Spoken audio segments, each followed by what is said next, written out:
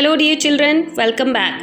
Let's do a short revision of chapter 3 in history, that is an empire across 3 continents. Objective of the module is to cover summary of the chapter and questionnaire. So let's begin. Let's begin the first topic in this module, and the topic is geographical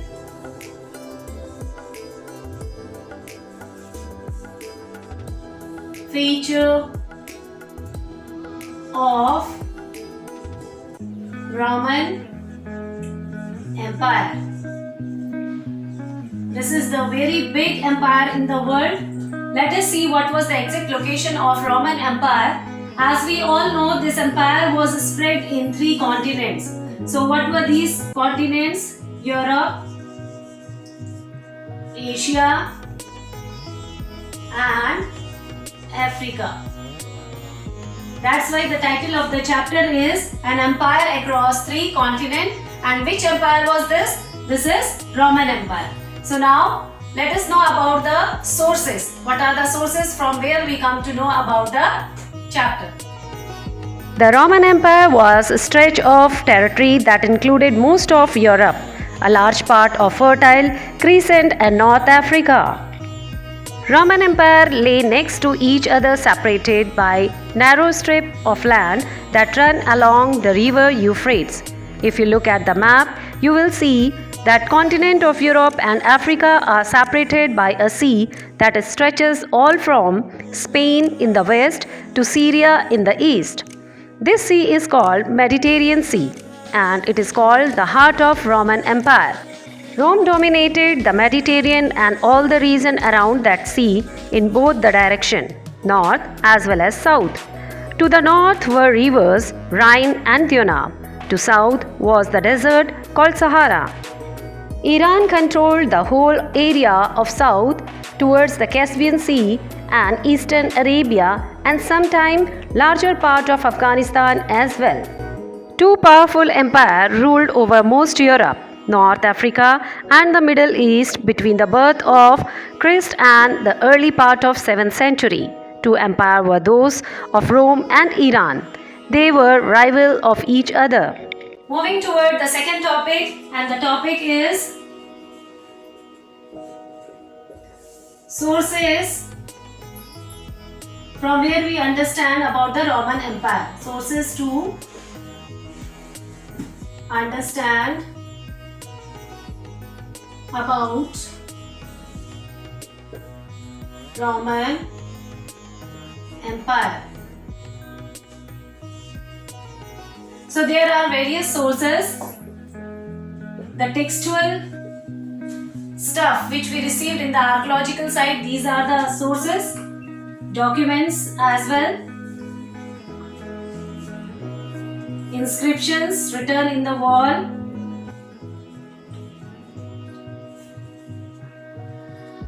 Remains of buildings, broken buildings,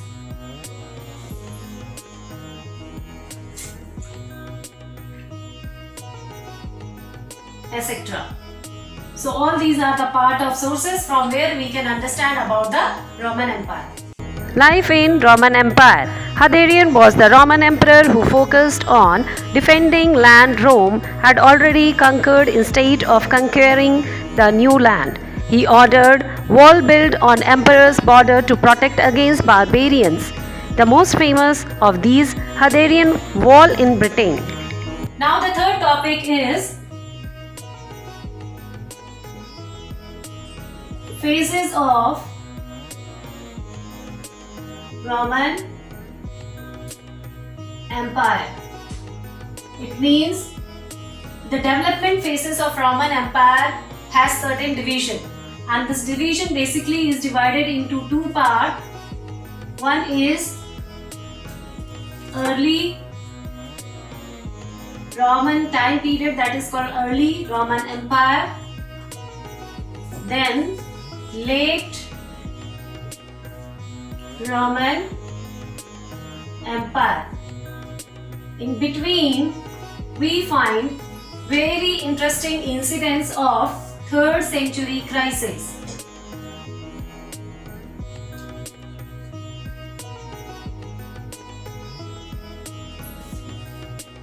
So these are the various phases of Roman Empire. Roman Empire can be broadly divided into two phases, early and late, divided by 3rd century as a short historical watershed between them. The whole period down to the main part of the 3rd century can be called as early empire, and the period after that is called as late empire. So let us begin with the early phase of Roman Empire. What type of development took place? So under the early phase of Roman Empire, first of all, let us cover the administrative system, how it was structured. So under administrative system, we find army, senate, aristocrats, emperors, and provisional territory with the taxation system. Now army was well established here. Every people, they need to submit some of their wards in the army, and then they need to cover at least 25 years in the service of the army. Thereafter, senate is another class of the society which is called as warrior class, and these senates, they used to help kings or their rulers during the time of war. Aristocrats were the rich society people. They used to collect the taxes from the common people. Now emperors were the main ruler of the entire empire, and every decision remains in their hand. Even the passing of tax, they used to pass with the help of their committee members. Now provisional territories were those territories which were being gained during the invasion or war during the time period of several wars. So this is how the administrative system of early phase of Roman Empire was. Now let us see some of the popular rulers of early Roman Empire.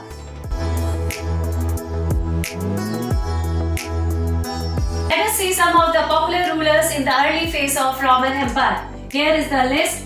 These are Nero, Julius Caesar, Octavian, Augustus, Tiberius, and Trajan. So these are the popular rulers. Some of these we can find in the writings of William Shakespeare in his novel. Now Augustus is considered as the first or the founder of early empire, Roman Empire, and his time period was from 24 BCE to 14 BCE. His time period is called as the golden time period or the peaceful time period of early Roman Empire. And Augustus, he titled himself as Principate, and Principate means the first ruler or the citizen. Roman Empire. The civil war ended with Octavian becoming head of Roman Empire and was the Julius Caesar's nephew. Roman people called him Octavian, the Emperor Augustus. His reign began 200 years of peace and growth known as Pax Romana. The reign of Augustus is remembered as a Roman peace. It was also called as Augustus' age. This age was very peaceful. Why? Because no civil war took place in his time period. Only he fought few other wars. That time period was 27 BC to 100 AD. After Julius Caesar's death, his nephew Octavius inherited all the Caesar's wealth. People were angry for Caesar had been killed, so supported Octavius against Senate. With his army, Octavius held control to the government and became Augustus, the first Roman emperor. So let's begin this interesting topic, that is the 3rd century crisis.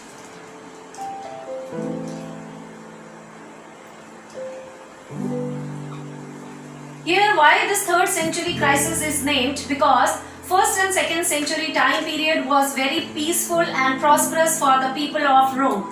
Because of Augustus' age, lot of beautiful and wonderful development took place. Now, what were the reason behind 3rd century crisis? Let us see those. So as we know, for around more than 25 years, a kind of civil war was going on in Roman Empire.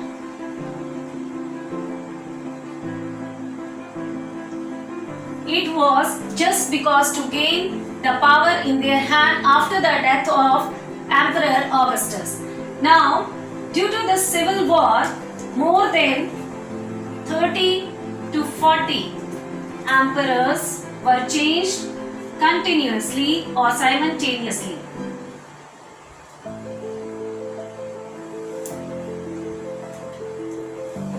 Due to this, the political instability arose and outsider invaders, they felt that this is the situation where we can put attack upon them and can gain the entire power of the Roman Empire. As a result, we find that external invaders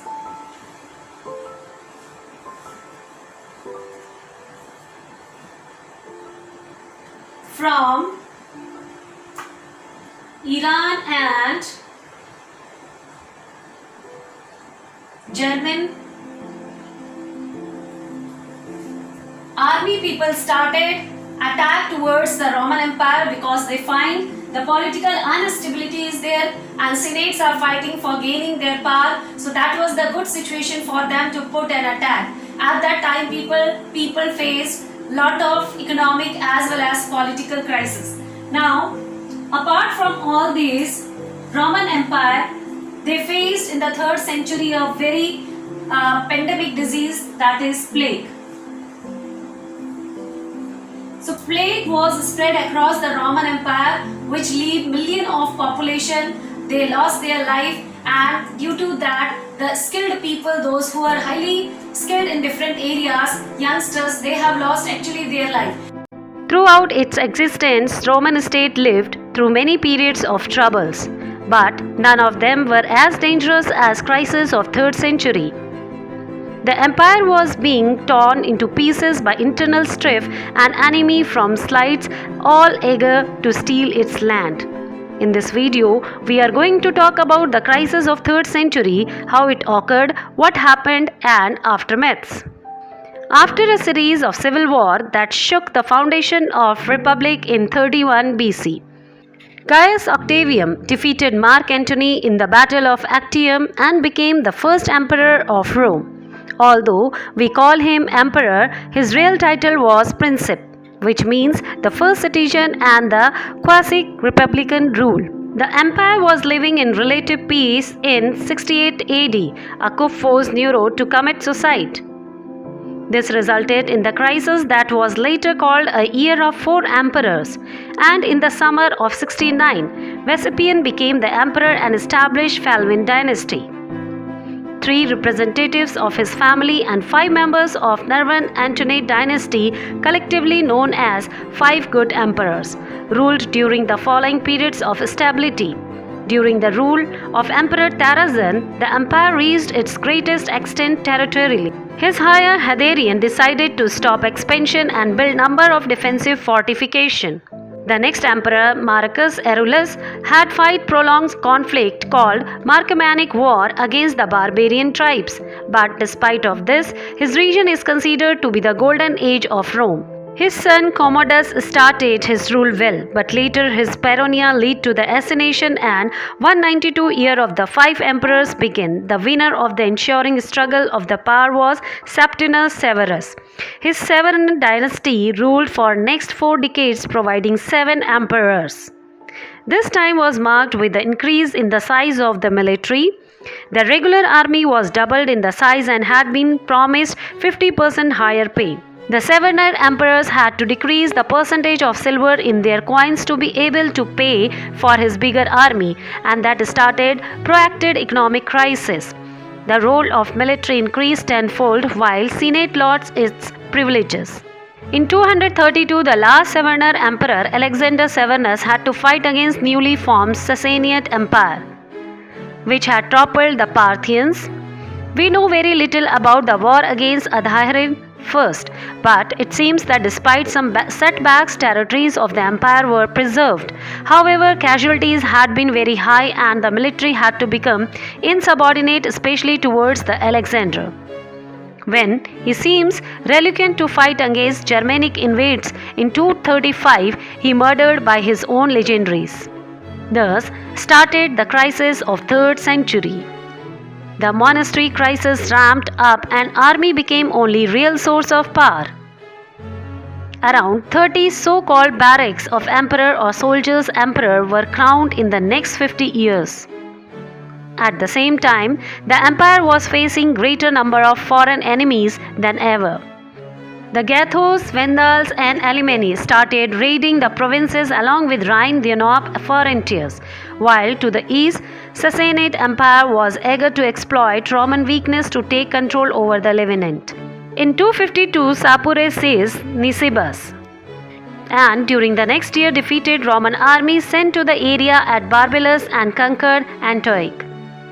Emperor Valena had to march against the Sassanids to keep eastern territories intact, while his son Gallienus was left in charge. Valenian troops arrived in Asia Minor 259, but that moment Gathic tribes invaded. Sources do not provide any information on ensuing battles, and it is possible that Gathos ramped through Axis Minor, then returned beyond the Danube. Valerian continued to march towards Edessa, which was rulers seized by Salapur I. Once again, we don't know the details about the Valerian 70,000 strong army was utterly defeated by 40,000 soldiers of Shapur. Valerian became the first Roman emperor to be captured in the battle. He passed away a year later. His son Gallienus claimed the throne, but he had quelled a rebel against his rule. At the same time, the Alemanni and other Germanic tribes invaded northern Italy. The emperor was forced to march back to stop them. His troops interrupted the enemy near Medolina. It is said that Gallienus had only 60,000 troops against 3 lakh barbarians, but cavalry won the day. However, rebellion against him continued. In 216, Roman commander Potamos declared his independence and formed what was later called Gallic Empire and Gaul in Britannia. He used the fact that Gallienus was off fighting over Supers to take control of Aspasia. Thankfully for the Romans, their eastern provinces was saved from Sassanid invasion by the noble form of city Palmyra called Odenasia, whose sources claim was governor of Syria during the Battle of Edessa. He defeated the number of local suppressors and was able to pacify the Roman East. In 262 to 263, Odenathus took back all the land lost in the Sassanid and even reached their capital. Odenathus then declared himself as a king of kings, thus challenging the Sassanid legendary vassal remaining a Roman vassal. Details are obscure once again, but we know that 267 Odenathus was assassinated in Anatolia and his wife Zenobia became the regent of their son. Meanwhile, the West Potamos managed to defeat his new realm against Gallienus in 265 and 66. This probably caused discontent among the leganas of Roman emperor, and 268 he was assassinated and Calidus II took the throne. Calidus needed a regain of Gallic provinces, but Gathic incursion into the modern-day Siberia forced him to move against them. In 269 he defeated invader at Naissus. Sources assert that more than 50,000 Gathos were killed, and that was reason why they were only able to attack Rome a century later. Calidus also managed to stop another Alemanni raid at Battle of Lake Benacus in 269. In the same year, Potamos was killed and was succeeded by Marius. Calidus exploited the Gallic Empire weakness and took Hispania.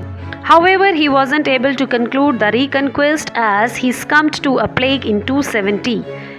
Arulinia became the emperor shortly later. In East, Zenobia decided to take advantage of Calidus' death and declare her son as emperor.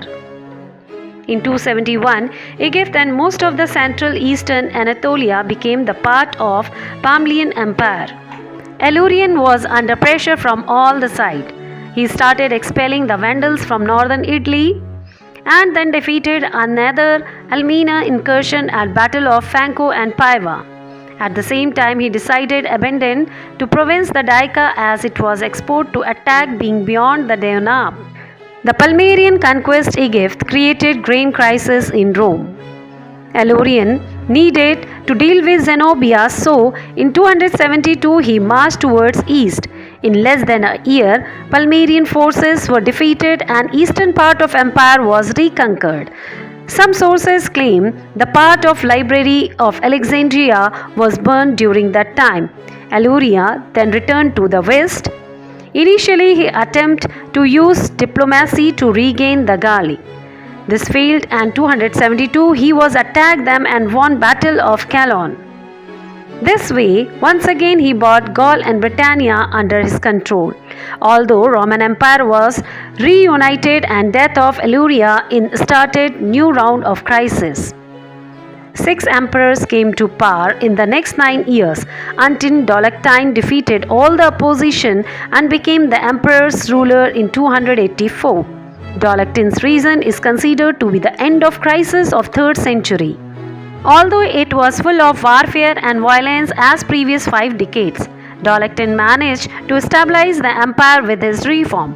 A general census was conducted that helped him taxation. The emperor also attempted and enact an edict setting maximum prices, but it backfired as black market effectively took over.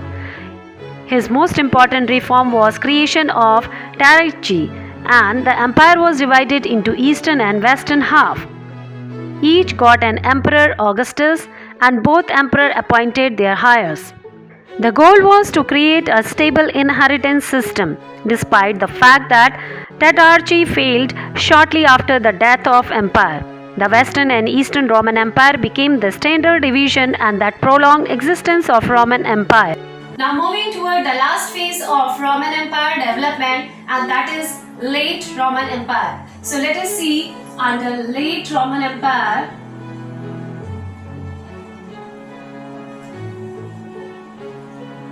what type of development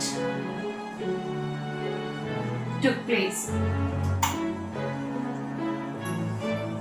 So let us see first of all the scene of society or the social division.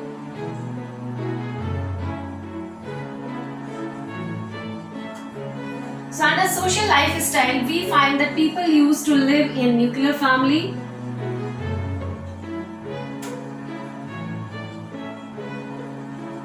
And there was a trend that after marrying, the eldest son do not used to remain with their parents.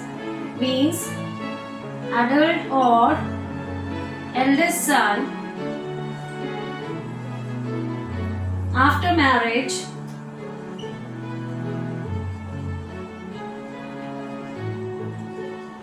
leaves family and settles somewhere another place. So this was one of the trend. On the other hand, if we see the status of women in Roman Empire, late Roman Empire, we find that women have full rights.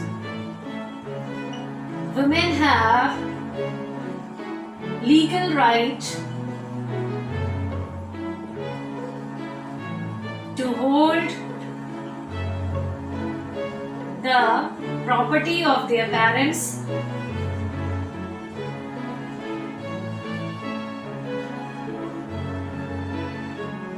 after marriage. So this was something unique and wonderful feature of Roman society. Thereafter, we find that in Roman Empire, this divorce was also very easy.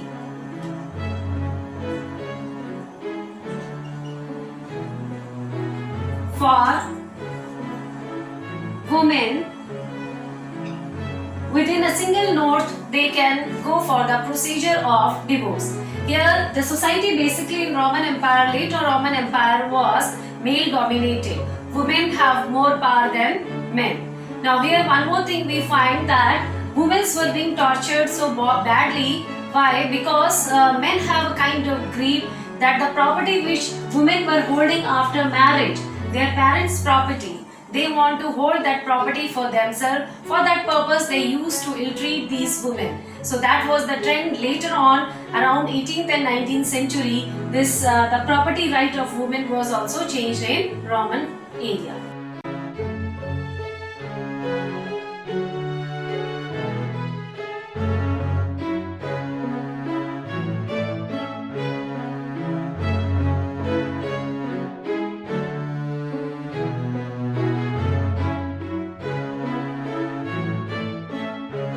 Towards another phase of development in the late Roman Empire, let us see the scene of cultural development. So here, this late Roman Empire, the culture was diverse with varieties,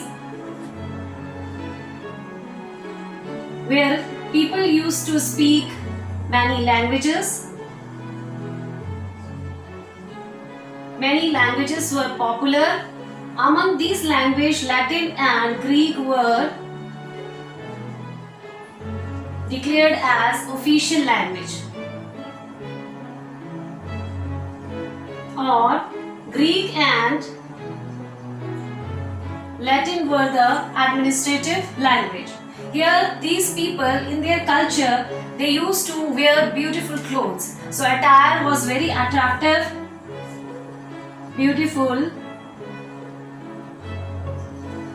clothes, and designing clothes they used to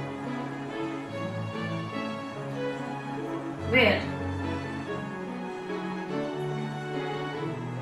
Towards the part of economic growth,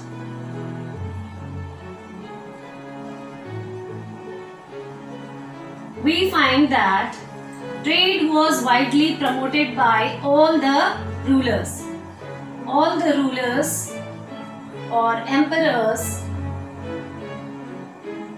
promoted trading in their time period. For that, they introduced coins. They introduced coins for trading the material in the mode of exchange, and these coins were silver as well as gold. Then we find these Roman people during the late Roman time period, they were literate and have wonderful skill of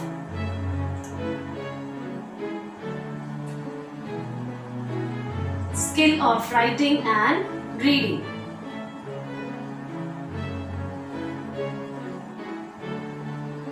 As we know, this Roman Empire was diverse with several languages, but Greek and Roman, these two languages were the official language or the administrative language, which were very popular. Apart from this, we find towards the economic condition, we find trading was very popular, and the trade of olive oil and wine. These two were very popular, and these two liquid fluids were being carried in a jar which is called as amphore.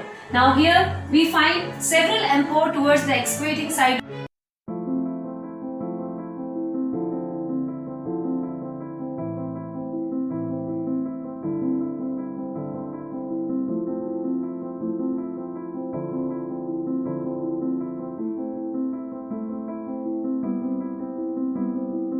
Towards the social hierarchy, we find that in late Roman Empire, there was a system of slavery.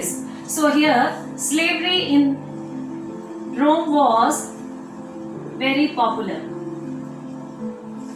How do we come to know? Because we find all the prisoners, those who were in the loss of war, they were brought back to their empire, and they were being used in the form of laborers in the agricultural field as well as for constructing roads. Now, these slaves were also used at home. Slaves were used at home for domestic work, and these slaves were the prisoners of lost war, and they were being humiliated by the senates and other people. Here one more good thing was there, when they used to work in any area like in making or construction of roads or at home, they were being paid salary. They were paid wages, whereas others were humiliated.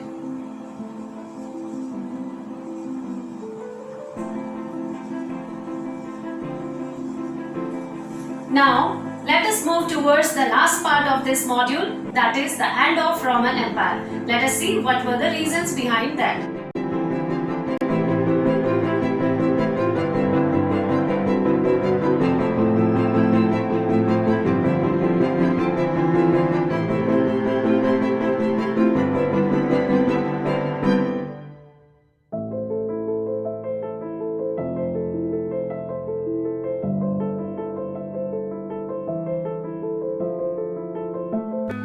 It's time to do some questionnaire. First question is, what were emporae? A type of army, a type of container, a type of district administrator, or none of these? Next question is, which one of the following is a river that forms boundary of Roman Empire? Mekong River, Rhine River, Amur River, or Yangtze River? Roman ruler Dash, who considered as leading citizen only to show that he was not absolute ruler. He was Augustus, Constantine, Gallienus, or Tiberius. Roman Empire was spread along with option A, Caspian Sea, B, Mediterranean Sea, option C, Red Sea, or last option D, Arabian Sea. Next question is, what are the different sources to understand Roman Empire? Option A, text, option B, documents, option C, material remains, and option D, all of these. Answer all these questions in comment. Thank you for watching.